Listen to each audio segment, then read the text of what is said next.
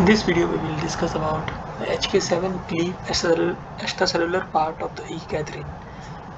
So here, since this hk7 from literature is known to cause this cleavage of the adhesive proteins, and E-Cadherin is also one of the adhesive proteins. So they wanted to check whether this hk7 can act on this E-Cadherin or not. So they do a reaction of this hk7 and E-Cadherin at different time intervals that are shown here, and they are able to see that there is a cleavage of the E-Cadherins from the intact around 120 kilodaltons to 80 kilodalton, and if the reaction goes on for a longer duration of time, they will also see another fragment of 60 kilodalton. And interesting thing that they are able to see that even at 0 time interval, as soon as they add hk7 and E-Cadherin and stop the reactions, even then they are able to see 80 kilodalton cleavage of E-Cadherins into this 80 kilodalton size, indicating the preference of this hk7 to cleave the E-Cadherin 120 kilodalton E-Cadherin towards 80 kilodalton even at the small time period of these reactions. In order to verify the specificities that this cleavage is occurring because of hk7, not because of instability of these E-Cadherins. So what I did is they use this chymostatin, which is an inhibitor for serine protease, which will inhibit the hk7 also. And in that case, even at different time intervals, including the 6-hour time intervals, then they did not see any kind of cleavage of this E-Cadherin.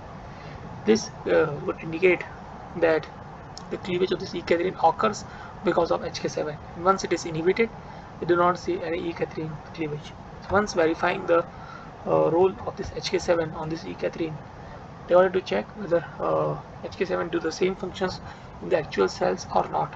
So they did the cell culture assay, where they treat the cells with hk7 and one without hk7, and then measure this and then check for this E-Cadherin signals in the supernatant, and they are able to see that compared to the endogenous cleavage of this E-Cadherin in the pancreatic cancer, in this case they use BXPC 3 cells or the pancreatic cancer cells, and they are able to see that they endogenously they have some cleavage of this. There are some endogenously, that is without hk7 treatment, they have some cleavage of this E-Cadherin. However, when they use hk7, this cleavage increases, and in the literature it is reported that this cleavage is around 2 times compared to the endogenous signals that they have seen from endogenous cell culture. So this altogether could indicate that E-Cadherins could cause this cleavage of and hk7 could cause cleavage of this E-Cadherin.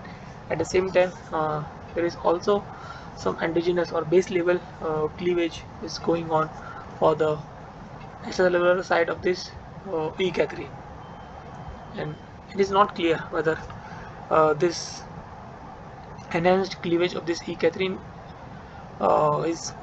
might also seen when these cells are moved from epithelial to mesothelial types, that it will also enhance some of the protease secretions.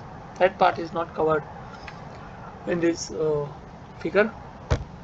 However, here they have only checked the hk7's ability or specificities to cleave extracellular part of E-Cadherin, and we will discuss in our subsequent videos how they move forward from this results and what are the biological implications that they will provide from this information that they have so far gathered, that there is a cleavage of E-Cadherin occurs even in the endogenous conditions, and that could be enhanced in the presence of some kind of serine protease. Whether this serine protease could also be formed when the cells transit from epithelial to mesothelials, that is not been shown in this so far in this figure or the previous results that we have discussed in our previous video. So that's all for this video. If you need to understand more about their experiments in detail, you can go through the reference that has been provided in the description. Thank you for your time.